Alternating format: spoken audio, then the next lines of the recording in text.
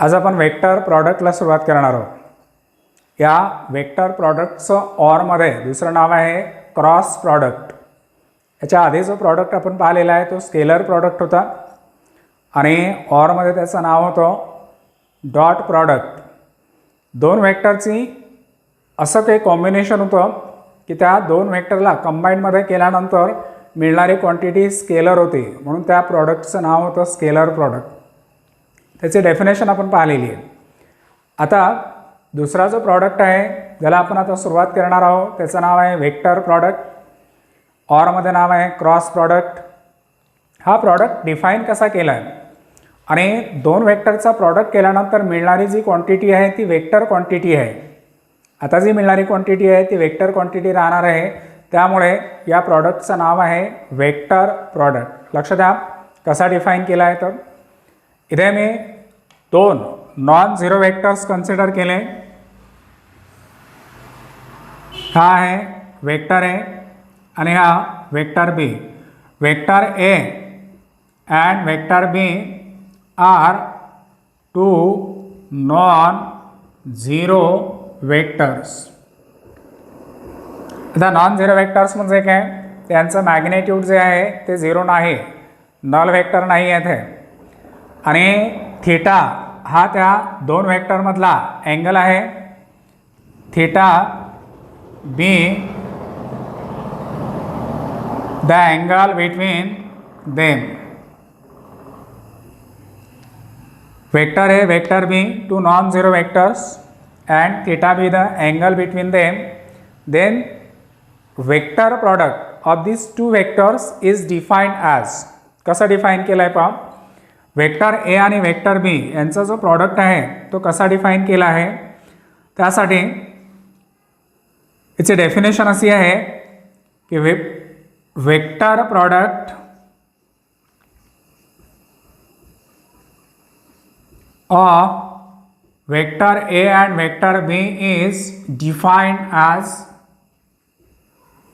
Vector एचं magnitude of vector ए नंतर into त्याला मॅग्नेट्यूड ऑफ वेक्टर बी. या दोन वेक्टरमधला जो अँगल थीटा आहे त्या थीटाचा घेतला आहे साइन रेशो, साइन थीटा. ही सर्व स्केलर क्वांटिटी झाली आणि magnitude of vector A magnitude of vector B sine theta into इथे एन कॅप हा एक युनिट वेक्टर घेतलेला आहे एन कॅप. आता लक्षात द्या ही कोणती क्वांटिटी आहे स्केलर, ही कोणती आहे स्केलर, ही कोणती आहे स्केलर आणि ही वेक्टर. तर स्केलर आणि वेक्टर यांचं कंबाईनमध्ये जर विचार केला तर ही पूर्ण क्वांटिटी कोणती क्वांटिटी झालेली आहे, वेक्टर क्वांटिटी आहे. ही कोणती क्वांटिटी आहे, वेक्टर क्वांटिटी आहे. स्केलरने वेक्टरला मल्टिप्लाय केल्यानंतर वेक्टर मिळतो, ती पूर्ण वेक्टर क्वांटिटी आहे. म्हणून या प्रॉडक्टला नाव दिलेलं आहे वेक्टर प्रॉडक्ट. मग यामध्ये एचं मॅग्नेट्यूड समजू शकतो आपण, बीचं मॅग्नेट्यूड समजू शकतो, थीटाचा साइन रेशो घेतला ते समजू शकतो. पण यामध्ये एन कॅप कोण आहे, तर एन कॅप हा एक असा युनिट वेक्टर आहे जो ए आणि बी दोघांनाही परपेंडिक्युलर आहे. म्हणून मी पुढे असं लिहितो आहे wear n cap is the unit vector perpendicular to both vector A and vector B. Vector A आणि वेक्टर बी ला परपेंडिक्युलर असलेला युनिट वेक्टर आहे.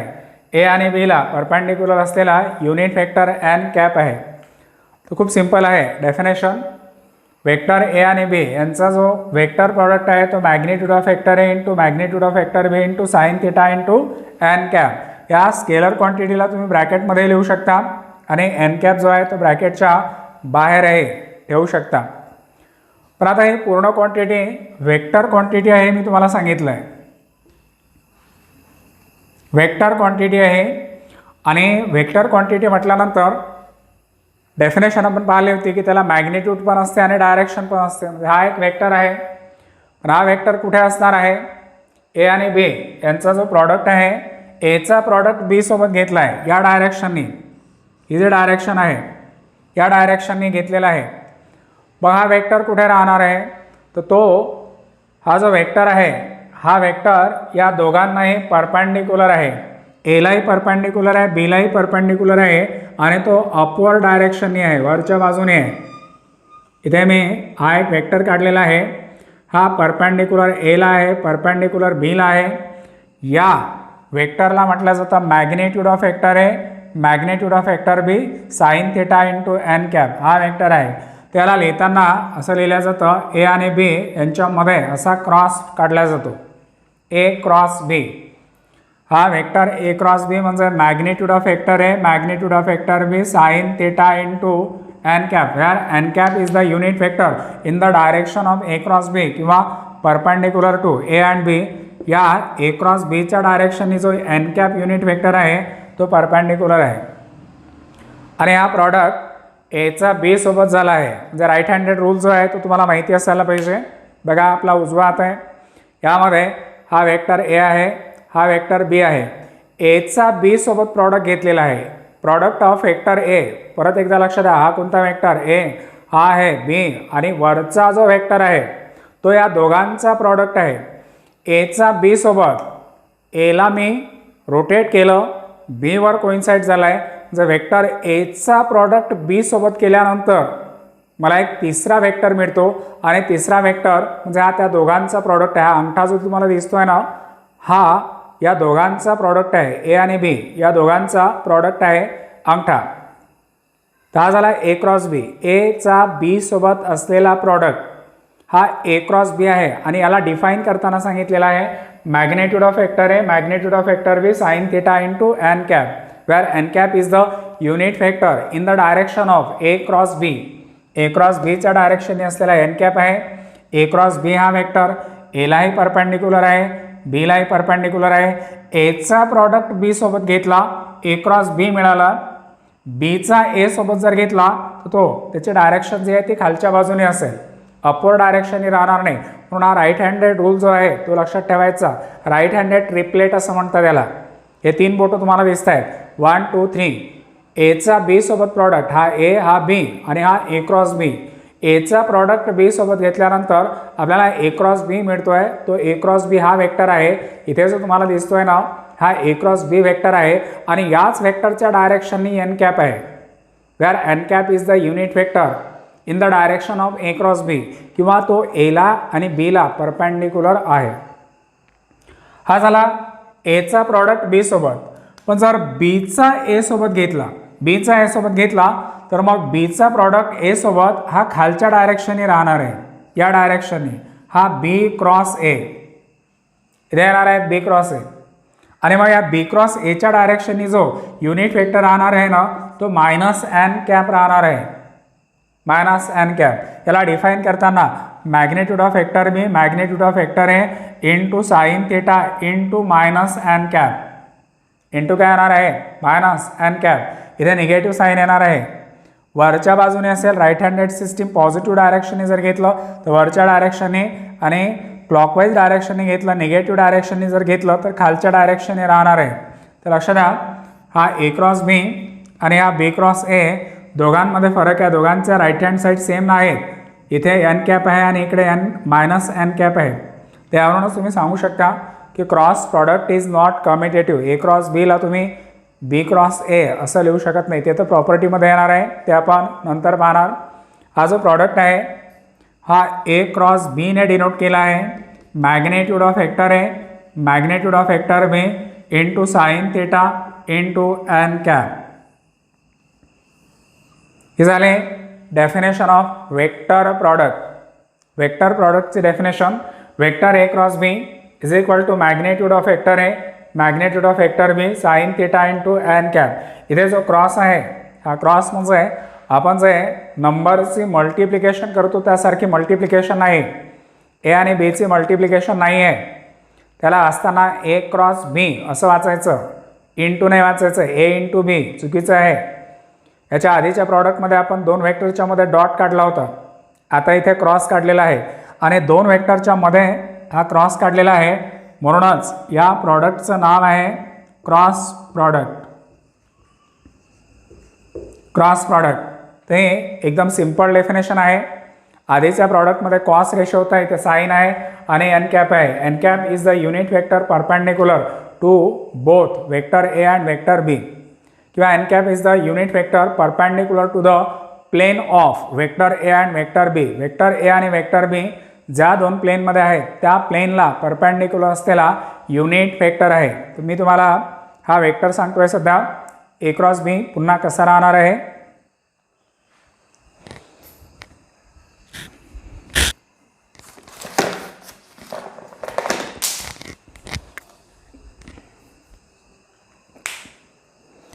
तर लक्षात आहे दोन वेक्टर आहेत, हे दोन वेक्टर आहेत. हा एक वेक्टर ए आणि हा बी.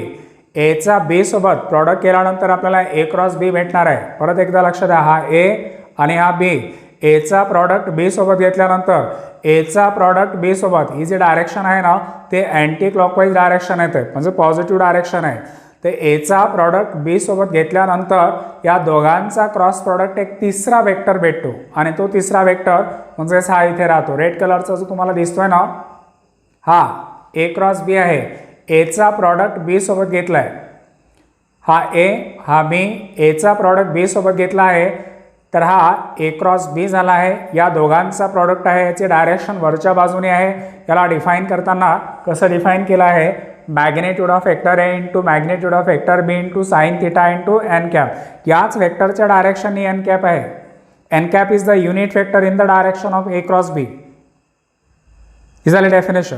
आता एचा बी सोबत झालाय. आता बीचा ए सोबत जर प्रॉडक्ट घेतला, बीचा ए म्हणजे क्लॉकवाईज डायरेक्शननी, तर मग हा वेक्टर कुठे राहणार आहे, तर बीचा ए सोबत जेव्हा प्रॉडक्ट घेऊ त्यावेळेस तो वेक्टर असा खालच्या बाजूने राहणार आहे. खालच्या बाजूने याला परपॅन्डिक्युलर राहणार आहे. हा बी क्रॉस ए आहे, खालच्या बाजूने याचे डायरेक्शन डाऊनवर्ड आहे, खालच्या बाजूने डायरेक्शन आहे. बीचा प्रॉडक्ट ए सोबत घेतला, बी क्रॉस ए भेटला. याच्या डायरेक्शनने जो युनिट वेक्टर आहे तो मायनस एन कॅप आहे. Minus N cap is the unit vector. म्हणून बघा वरच्या बाजूने होता तो ए क्रॉस बी, खालच्या बाजूने आहे तो बी क्रॉस ए. दोघांचं मॅग्निट्यूड सेम राहणार आहे पण दोघांचे डायरेक्शन्स वेगळे आहेत, अपोजिट आहेत. त्यामुळे ए क्रॉस बी आणि बी क्रॉस ए दोन्ही सेम राहणार नाही. म्हणून ए क्रॉस बीला तुम्ही बी क्रॉस ए असं लिहू शकत नाही. That is cross product or vector product is not commutative. जेव्हा आपण प्रॉपर्टी पाहणार आहोत त्यावेळेस हा प्रॉडक्ट येणार आहे. तर व्यवस्थित पुन्हा एकदा हे सर्व समजून घ्या कारण हे डेफिनेशन जी आहे ती खूप महत्त्वाची आहे. A cross B is equal to magnitude of vector A into magnitude of vector B into sine theta into N cap. N cap हा युनिट वेक्टर आहे.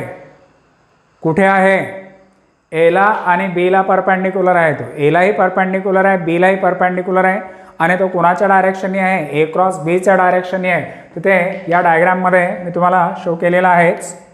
हा एन कॅप आहे ए क्रॉस बीच्या डायरेक्शननी, हा ए क्रॉस बी आहे जो एला परपॅन्डिक्युलर आहे, बीला परपॅन्डिक्युलर आहे आणि या ए क्रॉस बीला डिफाईन केला आहे magnitude of vector A into magnitude of vector B into sine theta into N cap.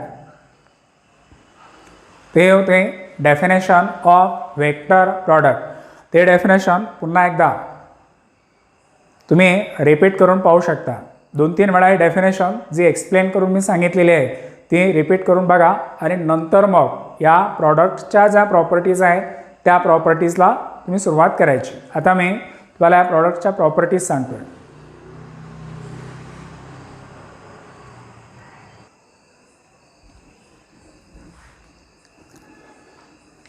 Vector प्रॉडक्टची जी डेफिनेशन आहे ती आपण पाहिली. Vector A cross vector B is equal to magnitude of vector A into magnitude of vector B into sine theta into N cap. आता आपण या प्रॉडक्टच्या प्रॉपर्टीजला सुरुवात करणार आहोत. याची सर्वात पहिली प्रॉपर्टी आहे vector A cross vector A is equal to null vector. Vector A cross vector A is equal to null vector. म्हणजे एक वेक्टर ए आहे आणि त्या वेक्टरचा त्याच वेक्टरसोबत जर आपण क्रॉस प्रॉडक्ट घेतला तर आपल्याला नल वेक्टर भेटतोय. त्याचं कारण बघा का नल वेक्टर भेटतोय ते vector A cross vector A is equal to. आता या ए क्रॉस एला जर आपण हे डेफिनेशन यूज केले, ए क्रॉस बीचे डेफिनेशन यूज केले तर काय येणार, पहिले या वेक्टर एचं मॅग्नेट्यूड, नंतर दुसऱ्या एचं मॅग्नेट्यूड इंटू साइन थिटा. इथे अँगल काय होता, थिटा. थिटा कोण आहे, angle between vector A and B. पण आपल्याला आता इथे बीच्या जागेवर ए दिलेला आहे, तर आपल्याला ए वेक्टरचा ए वेक्टरसोबत असलेला अँगल तो राहणार आहे 0 डिग्री आणि इंटू येणार N cap is equal to magnitude of vector A. Magnitude of vector A sine 0ची व्हॅल्यू टेबलमध्ये 0 आहे इंटू एन कॅप आणि 0ने आता कुणालाही मल्टिप्लाय केलं तर आन्सर काय भेटणार आहे 0. तर आपल्याला ए क्रॉस ए हा जो वेक्टर आहे तो नल वेक्टर मिळालेला आहे. सेम वेक्टरचा सेम वेक्टरसोबत जर क्रॉस प्रोडक्ट घेतला तर आपल्याला नल वेक्टर भेटतो. ही झाली पहिली प्रॉपर्टी. जर तुम्हाला जर विचारलं की चला सांगा बी क्रॉस बीची व्हॅल्यू किती तर नल वेक्टर, सी क्रॉस सीची व्हॅल्यू किती नल वेक्टर, डी क्रॉस डीची व्हॅल्यू किती आहे नल वेक्टर. का नल वेक्टर आहे? खूप सिंपल आहे. वेक्टर ए आणि वेक्टर ए मधला अँगल बी आणि बी मधला अँगल सी, सी मधला अँगल डी, डी मधला अँगल हा नेहमी किती राहणार आहे 0 डिग्री. आणि 0चा साईन रेशो म्हणजे साईन 0, साईन 0ची व्हॅल्यू टेबलमध्ये 0 आहे, त्यामुळे ही कम्प्लीट राईट हँड साईड जी आहे ती काय होणार आहे 0. ही झाली पहिली property. Vector A cross vector A is equal to null vector. खूप महत्त्वाची आहे. आता पाहणार आहोत आपण दुसरी property. Vector product is not commutative. Second नंबरची प्रॉपर्टी आहे. Number 2 vector product is not commutative. Second number vector product is not commutative. Vector product is not commutative. That is vector A cross B ला तुम्ही बी cross ए असं लिहू शकत नाही. इथेच आहे साईन आहे दोघांच्या मध्ये ती नॉट इक्वल टू ची येणार आहे. स्केलर प्रॉडक्टमध्ये होतं. स्केलर प्रॉडक्टमध्ये आपण वेक्टर ए डॉट वेक्टर बीला vector B dot vector A असं लिहू शकतो. Scalar product is commutative but vector product is not commutative. Vector A cross vector B is not equal to B cross A. याचं reason आहे मी तुम्हाला डेफिनेशनच्या वेळेस सांगितलं की बघा हा ए हा बी आणि एचा बी सोबत जर प्रॉडक्ट घेतला तर आपल्याला कोणता वेक्टर मिळाला ए क्रॉस बी आणि बीचा ए सोबत जर घेतला तर कोणता वेक्टर मिळतोय बी क्रॉस ए. हा कोण आहे ए क्रॉस बी, हा कोण आहे बी क्रॉस ए. हा बी क्रॉस ए आणि ए क्रॉस बी यांच्या डायरेक्शन्स अपोजिट आहे. ही वरच्या बाजूने डायरेक्शन येते, ही खालच्या बाजूने डायरेक्शन आहे. दोघांच्या डायरेक्शन सेम नाहीत. इक्वल वेक्टरचे डेफिनेशन आठवते का?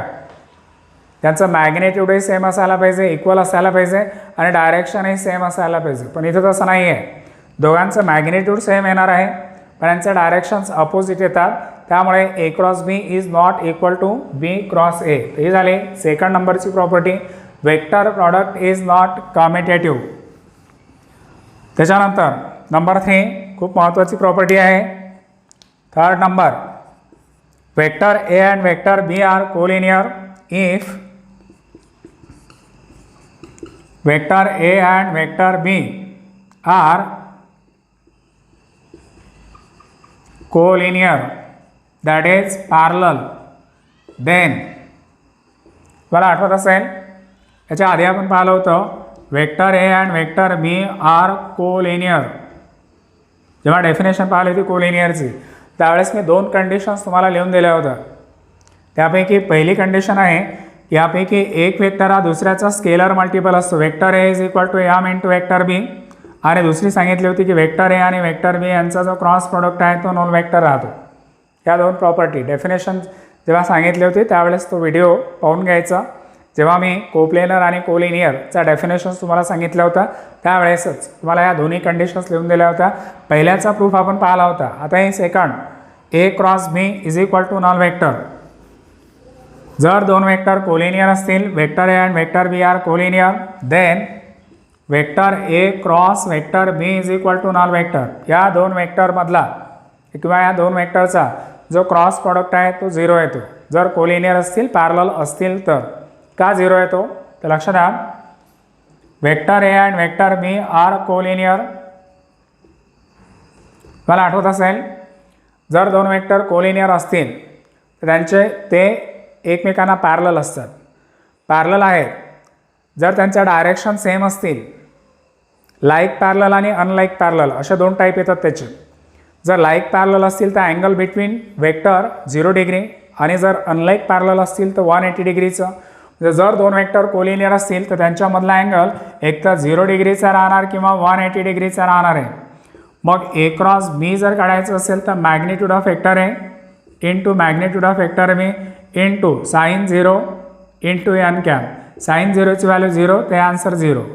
जर मी 180 डिग्री घेतलं vector A cross vector B is equal to magnitude of vector A magnitude of vector B into sine of 180 degree into N cap. याचे आन्सर 0च येणार कारण टेबलमध्ये साइन 180ची व्हॅल्यू 0 आहे, साइन 0ची व्हॅल्यूसुद्धा 0च आहे आणि त्यामुळे ए क्रॉस बी हा जो प्रॉडक्ट आहे तो आपल्याला नल वेक्टर भेटणार आहे. आणि नल वेक्टर भेटला का भेटला कारण अँगल बिटवीन वेक्टर 0 और 180 डिग्री. 0 आणि 180 डिग्री अँगल कोणत्या दोन वेक्टरमधला असतो जे पॅरलल असतील कोलिनियर असतील तर. आणि म्हणूनच ही कंडिशन जी आहे ती खूप महत्त्वाची आहे. Vector A and vector B are collinear that is parallel if किंवा then A cross B is equal to null vector. खूप महत्त्वाच्या 3 प्रॉपर्टीज आपण पाहिलेल्या आहेत. Number 1 vector A cross vector A is equal to null vector. Vector product is not commutative, that is vector A cross vector B is not equal to B cross A. And third, if vector A and vector B are collinear, then vector A cross vector B is equal to null vector. आता पाहणार आहोत आपण 4 नंबरची property.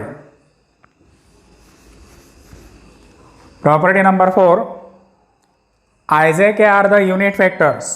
Number 4, IJK are the unit vectors. IJK are unit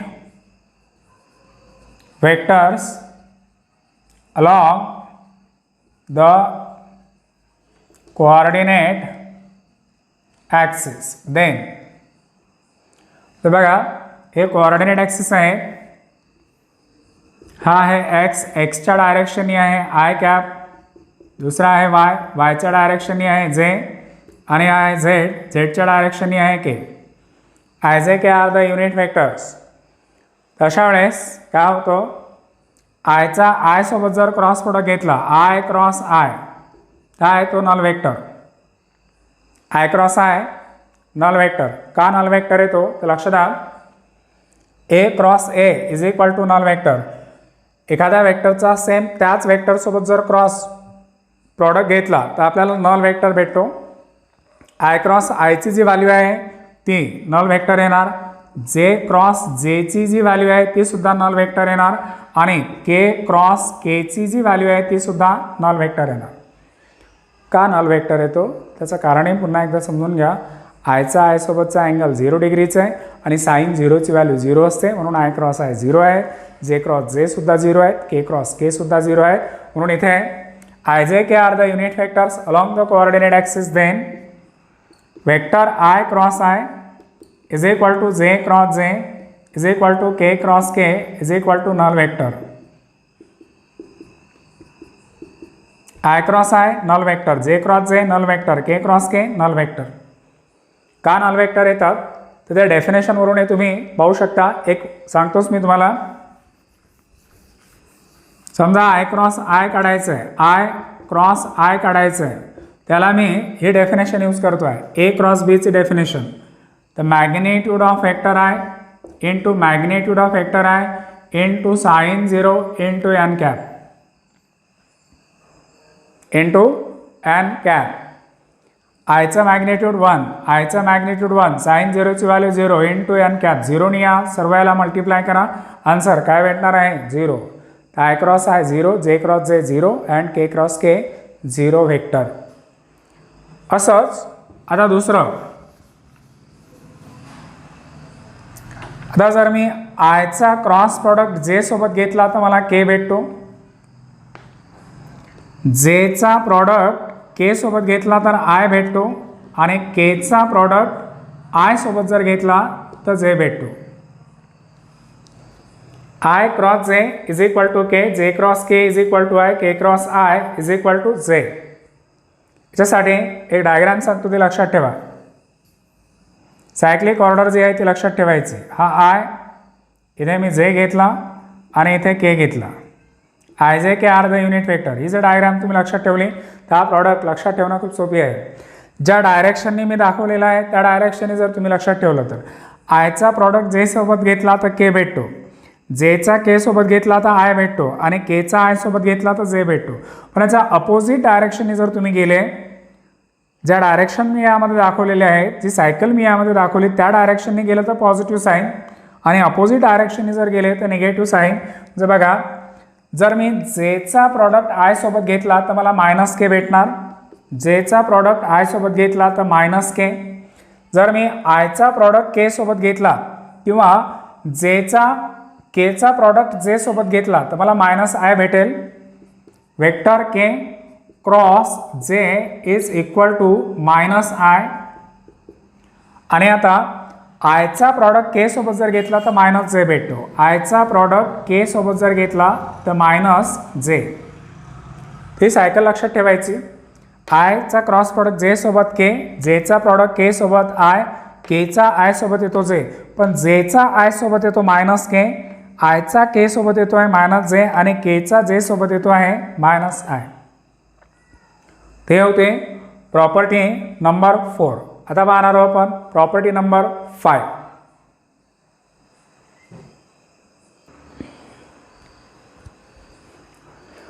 property number 5 आपण पाहणार आहोत. आता या प्रॉपर्टी नंबर 5 मध्ये काय सांगितलं आहे, a unit vector perpendicular to vector A and vector B.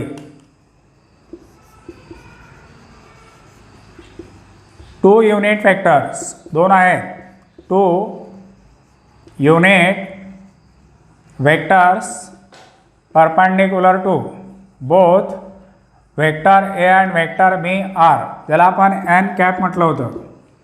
हा एन कॅप कॅल्क्युलेट करण्याचा फॉर्म्युला काय होता तर डायग्राम मी पुन्हा काढून दाखवतो.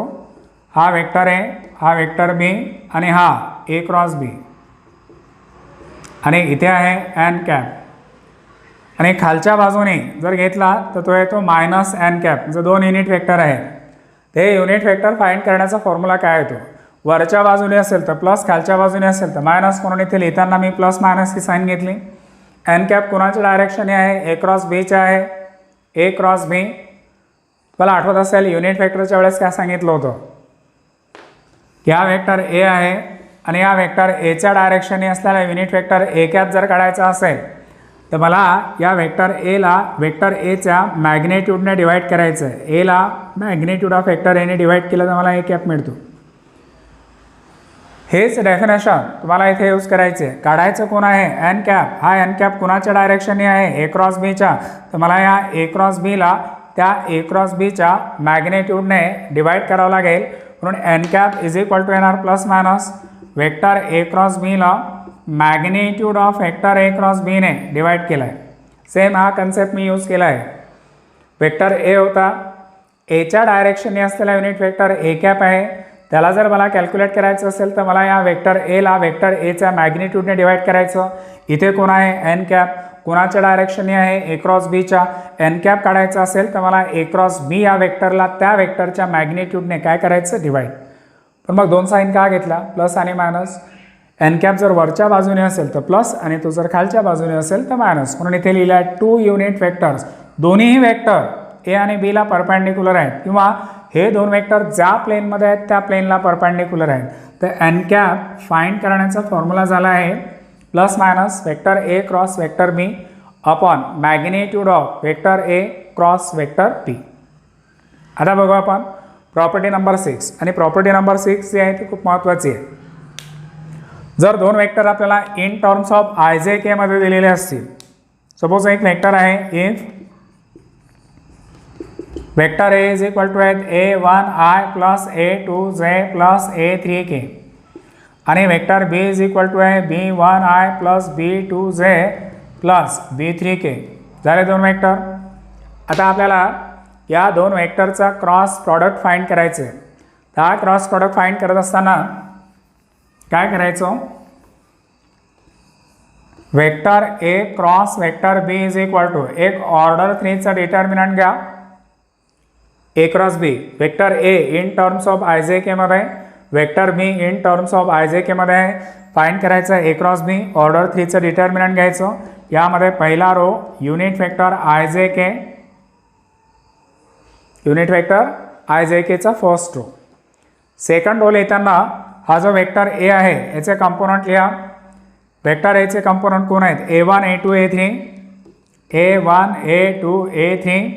आणि थर्ड रोमध्ये लिहिताना वेक्टर बीचे कंपोनंट लिहायचे B1 B2 अँड B3.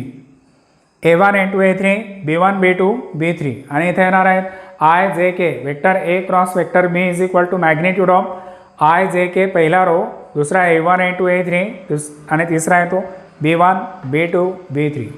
तर जेव्हा आपल्याला दोन vector in terms of I J केमध्ये दिलेले असतील आणि त्यांचा क्रॉस प्रोडक्ट फाइंड करायला सांगितलं असेल त्यावेळेस या प्रॉपर्टीचा यूज करायचं. खूप महत्त्वाची प्रॉपर्टी. आता बघू आपण number 7.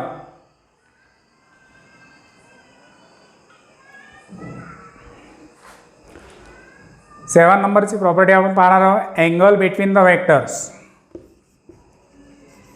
Angle between the vectors find करायचं असेल तर फॉर्म्युला आहे तो sine theta is equal to magnitude of vector A cross B upon magnitude of vector A into magnitude of vector B. दोन वेक्टरमधला अँगल फाइंड करायचा असेल, याच्या आधीच्या प्रॉडक्टमध्ये सुद्धा असंच angle between the vectors formula आपण पाहिलेला आहे. त्यावेळेस cos theta is equal to होते. आता इथे sine theta is equal to magnitude of vector A cross B upon magnitude of vector A into magnitude of vector B.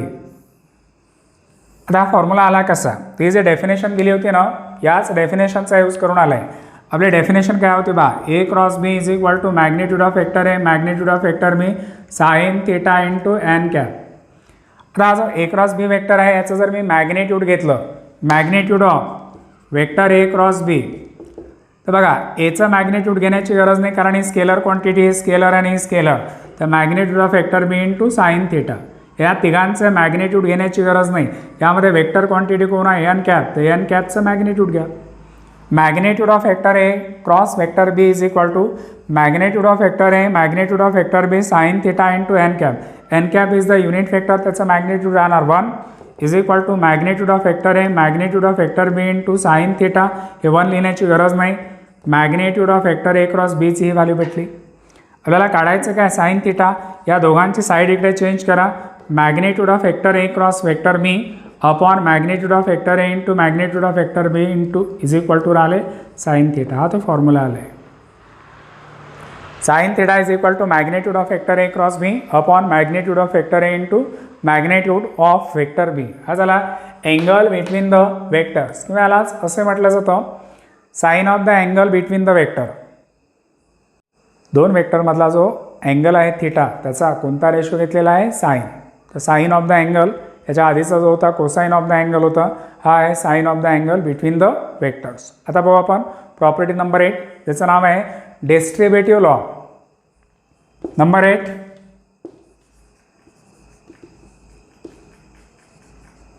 Distributive law. समजा A cross आणि ब्रॅकेटमध्ये बी plus C आहे. तुम्ही काय करू शकता? हा जो ए आहे जसं आपण मल्टिप्लिकेशन करतो आहे ना त्यासारखंच हा ए तुम्ही या ब्रॅकेटमधल्या वेक्टर बी आणि वेक्टर सी याला तुम्ही डिस्ट्रीब्यूट करू शकता. एचा क्रॉस प्रोडक्ट बी सोबत याला ए क्रॉस बी प्लस एचा क्रॉस प्रोडक्ट सी सोबत वेक्टर ए क्रॉस सी असं लिहिता येतं. याला म्हटलं जातं लेफ्ट डिस्ट्रीब्युटिव्ह लॉ, कारण हा ए लेफ्ट साईडला होता. Left distributive law. जर याला मी असं लिहिलं वेक्टर ए प्लस बी आणि क्रॉस सी, त्या सीचा क्रॉस प्रोडक्ट पहिले ए सोबत ए क्रॉस सी आणि प्लस सीचा क्रॉस प्रोडक्ट बी सोबत बी क्रॉस सी. हा झाला राईट डिस्ट्रीब्युटिव्ह लॉ. कोणता लॉ आहे हा? Right distributive law. ही होती प्रॉपर्टी नंबर 7. खूप महत्त्वाचं आहे. सेम जशी आपण मल्टिप्लिकेशन करतोय ना त्यासारखाच हा लॉ आहे. एला डिस्ट्रीब्यूट केलं बी आणि सीला, इकडे सीला डिस्ट्रीब्यूट केलं ए आणि बीला. हे राईट साईडला होते म्हणून राईट डिस्ट्रीब्युटिव्ह, हे लेफ्ट साईडला होते म्हणून याला लेफ्ट डिस्ट्रीब्युटिव्ह लॉ. आणि आता प्रॉपर्टी नंबर 8. प्रॉपर्टी नंबर 8 काय सांगते की जर M into vector A cross N into vector B असं असेल तर मग यम आणि एन स्केलर आहेत, ए आणि बी वेक्टर आहेत, तर तुम्ही काय करू शकता स्केलरची मल्टिप्लिकेशन स्केलरसोबत म्हणजे यम एन आणि ब्रॅकेटमध्ये एचा क्रॉस प्रॉडक्ट बी सोबत ए क्रॉस बी असं लिहू शकतं. याचं एक्झाम्पल सांगतो. 3 वेक्टर एचा क्रॉस प्रॉडक्ट 5 वेक्टर बी सोबत घ्यायचं आहे. तर 3 आणि 5 स्केलर आहेत तर 5 आणि 3ची मल्टिप्लिकेशन करा किती झाली 15.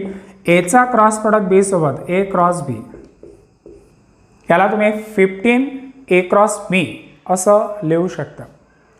त्या होत्या प्रॉपर्टीज. एकदा ह्या प्रॉपर्टीज व्यवस्थित रिवाईज करा, खूप महत्त्वाचे आहेत.